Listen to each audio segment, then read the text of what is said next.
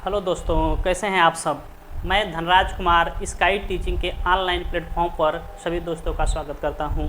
आइए सीटेट जनवरी 2025 के लिए हम आपसे कुछ आपके जो व्याकरण में कुछ डायरेक्ट गद्यांश में आपसे सवाल पूछे जाते हैं। जैसे कभी संज्ञा पूछ लिया जाता है, कभी सर्वनाम पूछ लिया जाता है, कभी विशेषण पूछ लिया जाता है। तो आज आइए हम पढ़ते हैं पहला टॉपिक संज्ञा। संज्ञा क्या होता है उसके बारे में हम पढ़ते हैं।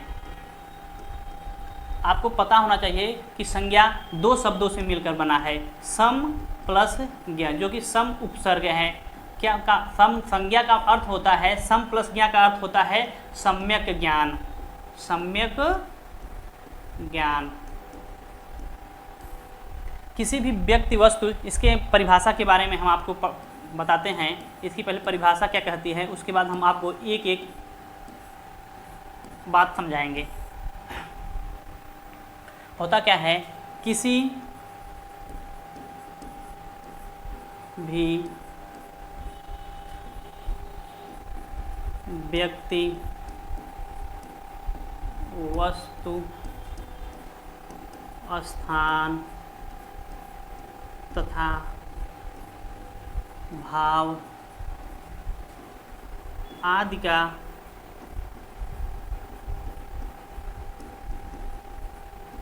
बोध कराने वाले शब्दों को संज्ञा कहते हैं। किसी भी व्यक्ति वस्तु स्थान तथा भाव आदि का बोध कराने वाले शब्दों को संज्ञा कहते हैं। ऐसा नहीं है कि संज्ञा जो हम आँखों से देखते हैं वही संज्ञा है। ऐसा होता है कभी कभी हम जो चीज़ें नहीं देख पाते हैं उसको भी संज्ञा कहते हैं। कहने का तात्पर्य ये है कि हम किसी भी व्यक्ति वस्तु स्थान को छोड़कर, ऐसा नहीं है कि इसमें सिर्फ व्यक्ति वस्तु स्थान अथवा भाव का नाम आएगा। इसका मतलब ये है जो हम अपने आँखों से देख सकते हैं और जो नहीं देख सकते हैं उसे भी संज्ञा कहते हैं। जैसे मान लीजिए आपको भूख लगती है, तो आपको क्या भूख दिखाई देती है? नहीं दिखाई देती। आपको प्यास लगती है, प्यास आपको दिखाई देती है? नहीं दिखाई देती, लेकिन वो भी संज्ञा आते हैं। तो कहने का मतलब ये है कि यदि जो वस्तु आपको जैसे दिखाई दे रहा है आपके आंखों से, जैसे हम यहाँ इस टाइम अपने स्टूडियो में हैं, हमें दिख रहा है मोबाइल फ़ोन दिख रहा है, हमें कंप्यूटर दिख रहा है, हमें किताबें दिख रही हैं, हमें फ़ैन दिख रहा है, हमें और कुछ इन्वर्टर दिख रहा है, तो ये भी संज्ञा है। और जो चीज़ें नहीं दिखाई देती हैं वो भी संज्ञा होती हैं। तो कहने का तात्पर्य ये है कि हम जो जितना आँखों से देख सकते हैं वह भी संज्ञा है और जो नहीं देख सकते हैं वह भी संज्ञा है। तो आइए पढ़ते हैं कि संज्ञा कितने प्रकार का होता है। संज्ञा के हम कितने भेद कर सकते हैं। संज्ञा के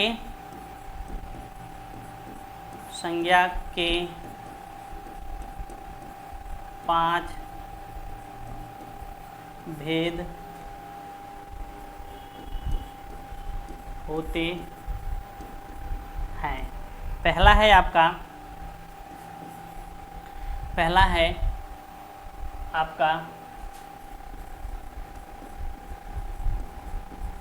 व्यक्तिवाचक संज्ञा।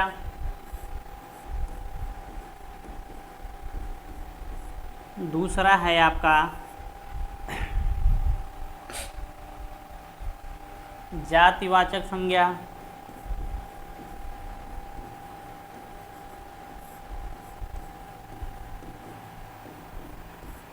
तीसरा है आपका भाववाचक संज्ञा।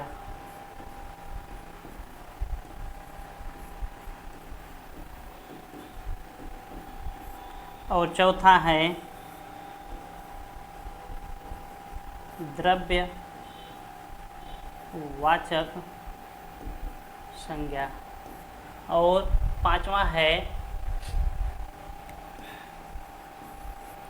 समूहवाचक संज्ञा।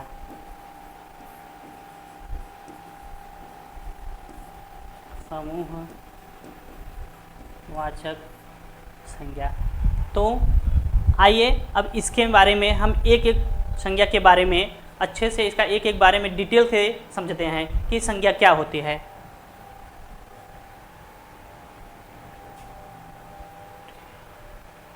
तो पहला है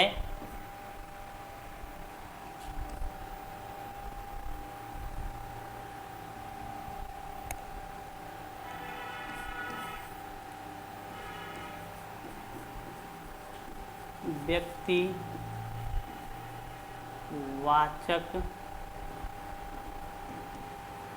संज्ञा। व्यक्तिवाचक संज्ञा, व्यक्तिवाचक संज्ञा क्या होता है? किसी भी व्यक्ति, वस्तु, स्थान आदि का बोध कराने वाले शब्दों को क्या कहते हैं? व्यक्तिवाचक संज्ञा कहते हैं। जैसे आपका कोई भी नाम ले लो, जैसे दिल्ली हो गया, मुंबई हो गया, आगरा हो गया, राम हो गया, श्याम हो गया, ये सब नामों को क्या बोलते हैं? व्यक्तिवाचक संज्ञा बोलते हैं। इसकी हम डिफिनेशन देखते हैं क्या होता है। किसी भी व्यक्ति, वस्तु, स्थान आदि का बोध कराने वाले शब्दों को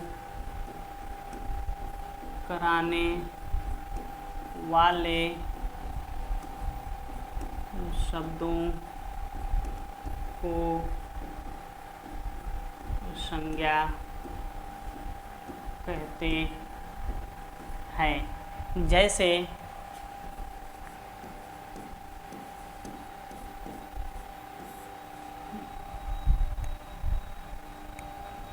जैसे हो गया राम हो गया, श्याम हो गया आपका दिल्ली हो गया, मुंबई हो गया, आपका हमारा प्रयागराज हो गया। आप किसी वस्तु में ले लो, जैसे आपका हमारे यहाँ फैन लगा है, उषा का फैन हो गया, उषा पंखा इत्यादि। इसमें आएगा कोई व्यक्ति होगा, वस्तु होगा और कोई स्थान होगा। जैसे व्यक्ति में राम, श्याम हो गए, कोई भी आप नाम लिख सकते हैं, कोई ज़रूरी नहीं है कि आप यही दो नाम लें। कोई स्थान में हो गया, जैसे दिल्ली हो गया, मुंबई हो गया, प्रयागराज हो गया। अब आपको ये बातें ध्यान में रखनी है कि कोई भी वस्तु, अगर कोई सामान रहेगा तो उसका स्पेशल नाम रखा जाएगा, तभी वह व्यक्तिवाचक में आएगा।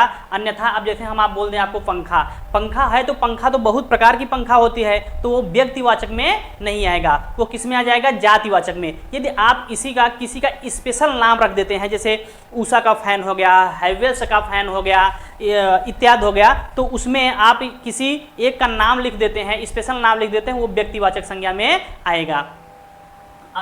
अब इसमें हम एक नोट लेकर लगा के आपको लिख देते हैं। नोट का मतलब होता है विशेष। वे शब्द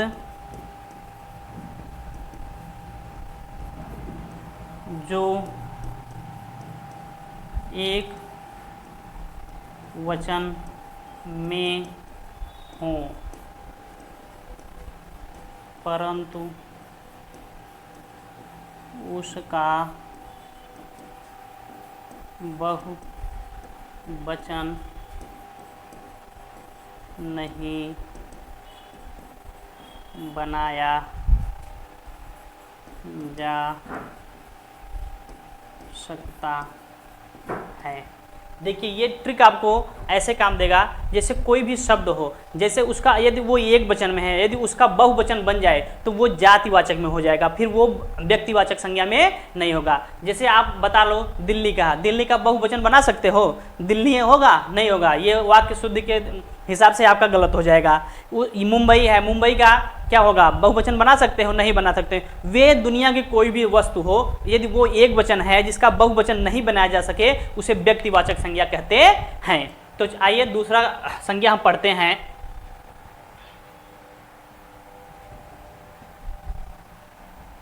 दूसरा है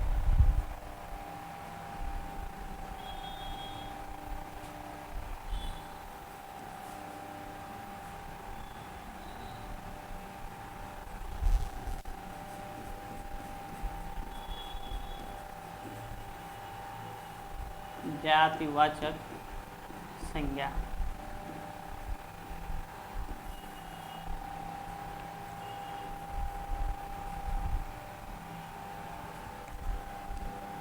वे शब्द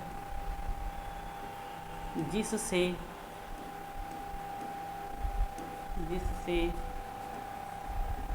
पूरे जात का बोध होता है उसे जात वाचक संज्ञा कहते हैं।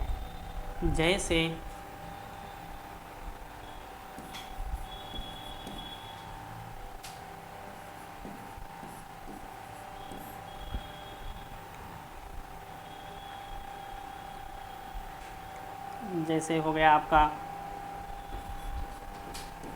माता हो गए, पिता हो गया, पेड़ हो गया, और आपका कुर्सी हो गया, कैमरा हो गया, इत्यादि। देखिए अभी समझते हैं कि क्या होता है।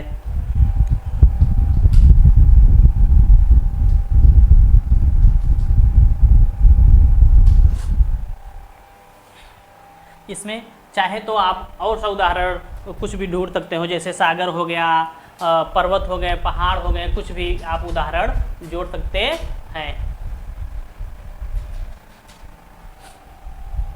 देखिए जैसे पेड़ हो गया, पेड़ अब एक प्रकार का पेड़ तो है नहीं, बहुत से प्रकार के पेड़ हैं। यदि हम पेड़ बोल देंगे तो पूरे जाति का पेड़, पूरे समुदाय की जाति का बोध कराएगा। जैसे हम बोल दे कुर्सी, अब कुर्सी तो एक प्रकार की है नहीं, वो क्या है, बहुत से प्रकार की कुर्सी हैं। हम आपको बोल दें कैमरा, अब एक ही प्रकार का कैमरा है, बहुत से प्रकार की कैमरा है। अब बोल दें हम पर्वत बोल दें, बहुत सारे पर्वत हैं, ऐसा तो है नहीं कि एक ही पर्वत है।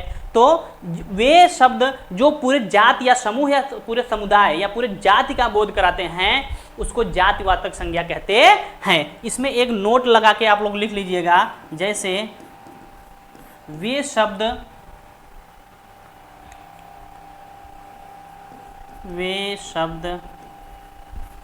जो एक वचन में हो परंतु उसका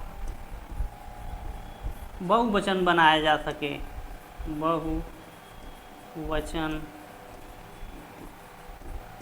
बनाया जा सके। देखिए जैसे आपके पास पेड़ हो गया, पेड़ का यदि बहुवचन बनाओगे आप तो बहुत सारे पेड़े हो जाएंगे। कुर्सी है, कुर्सी का यदि बहुवचन बताओगे तो कुर्सियां हो जाएंगी। आप कैमरा का बहुवचन बनाओगे तो बहुत सारे कैमरा हो जाएंगे। बट अभी आपने पढ़ा व्यक्तिवाचक संज्ञा में, यदि जैसे कोई दिल्ली है, मुंबई है, प्रयागराज है, या कोई राम है, श्याम है, उसका बहुवचन नहीं बन सकता है। ये आपको एक ट्रिक के रूप में देखना है कि यदि वे शब्द जिसका बहुवचन बनाया जा सके उसको जातिवाचक कहते हैं, और जिसका बहुवचन न बनाया जा सके उसको व्यक्तिवाचक संज्ञा कहते हैं। तो ठीक है, चलते हैं हम नेक्स्ट पेज पे, अपना नेक्स्ट पढ़ते हैं। हमारा तीसरा बोल रहा है, कौन सा संज्ञा है, भाववाचक संज्ञा।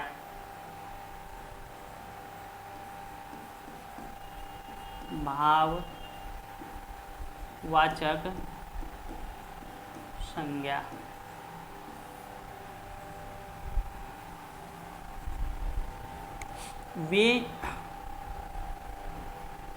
वे शब्द जो, ऐसे लिखिएगा, अरे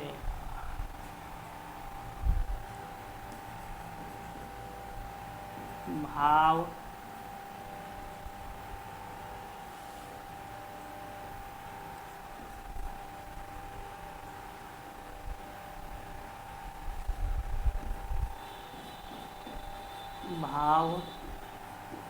भाववाचक संज्ञा।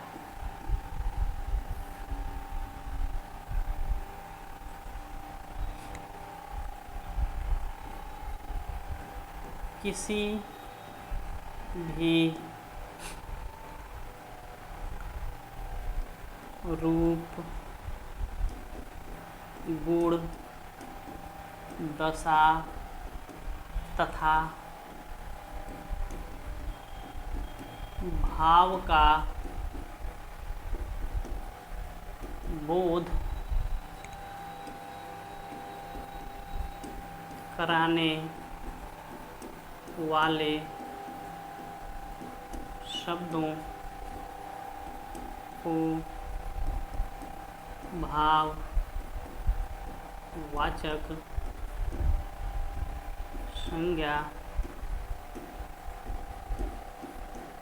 कहते हैं। जैसे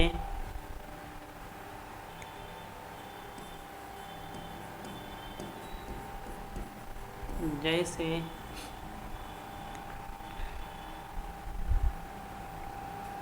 हो गया आपका भूख हो गया, प्यास हो गया, आप किसी से ईर्ष्या करते हैं, ईर्ष्या हो गया, और आप किसी से प्रेम करते हैं, और आपके अंतर अहंकार है इत्यादि। है तो बहुत शब्द, बट कितना हम लिखेंगे, आप ऐसे समझिए। अब एक शब्द आप ऐसे देखिए, वे शब्द जो किसी के भाव, गुण, दोष आदि का बोध कराते हैं उसे भाववाचक संज्ञा कहते हैं। भाववाचक संज्ञा को आप you can not touch, only you can imagine. आप एब्स्ट्रैक्ट नाउन, आप भाववाचक संज्ञा को छू नहीं सकते हो, सिर्फ और सिर्फ महसूस कर सकते हो। जैसे आपको भूख लगी है, तो आप भूख लगी है, हमें ही मान लो भूख लगी है, तो हमको क्या किसी और को दिखाई दे सकती है? नहीं दिखाई दे सकती है, सिर्फ हमें महसूस होती है, हमें दिखाई नहीं देगी। आपको प्यास लगी है, प्यास आपको दिखाई देगी कि हमें प्यास लगी है। आप किसी से ईर्ष्या कर रहे हैं, किसी से जलन कर रहे हैं, तो आपको वो दिखाई नहीं देगा, सिर्फ आपको महसूस होता है कि नहीं हम इससे ईर्ष्या कर रहे हैं, तो हमारी ईर्ष्या, हमारी जो जलन है बगल बगल से चू रही है। ऐसा नहीं होता है, सिर्फ आप ईर्ष्या को सिर्फ क्या करते हैं, महसूस कर सकते हैं। तो इसमें एक चीज आप नोट लगा के लिख दो कि भाववाचक संज्ञा को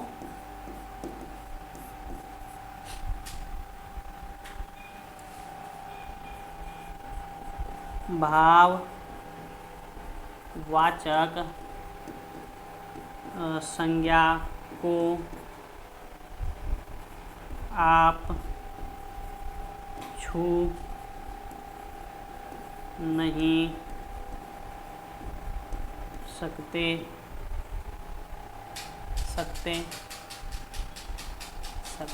सकते हैं, केवल महसूस कर सकते हैं। ठीक है, भाववाचक संज्ञा को आप छू नहीं सकते हैं, केवल आप महसूस कर सकते हैं। तो चलिए, हो गया भाववाचक संज्ञा। अब पढ़ते हैं, चौथा नंबर है द्रव्यवाचक, या द्रव्यवाचक को ही पदार्थवाचक संज्ञा बोलते हैं।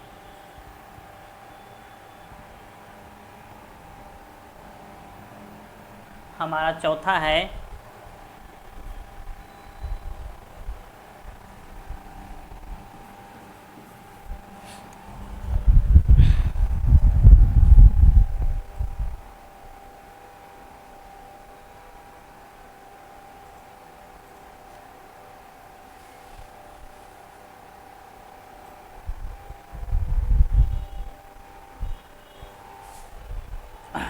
क्या है चौथा? द्रव्यवाचक या पदार्थवाचक।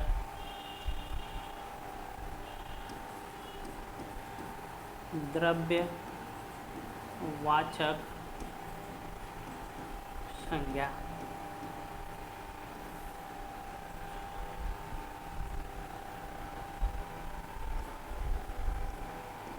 ऐसे शब्द जिसे केवल मापा और तौला जा सके। उसे हम गिन नहीं सकते, उसे हम गिन नहीं सकते हैं। क्या हो जाएगी? द्रव्यवाचक संज्ञा हो जाएगी।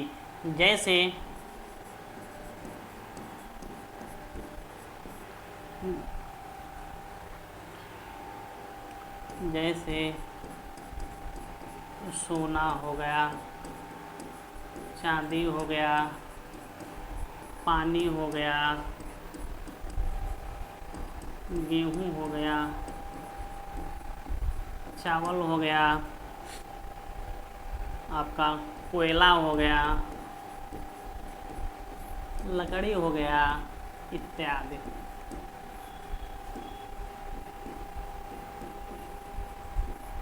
देखिए, आपको द्रव्यवाचक संज्ञा वे संज्ञा होते हैं जिसे आप सिर्फ और सिर्फ माप और तौल सकते हो, आप इसको गिन नहीं सकते हो, काउंट नहीं कर सकते हो। वे शब्द जैसे आपको सोना लेने जाना है, चांदी लेने जाना है, पानी लेने जाना है, तो आप उसको क्या करोगे? सोना जाके लोगे, गिन कर लोगे? नहीं लोगे, आप उसको क्या करोगे? तौल कर लोगे।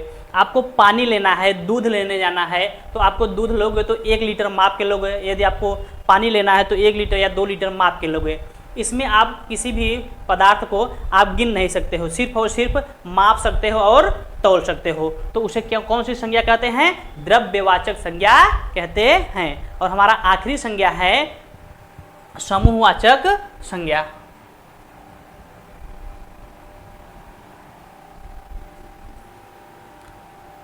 समूहवाचक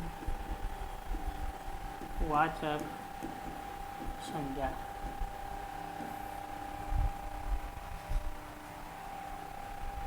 वे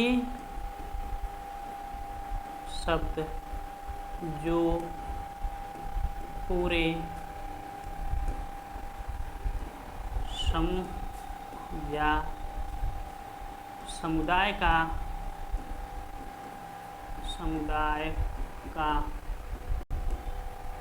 बोध कराते हैं उसे समूहवाचक संज्ञा कहते हैं।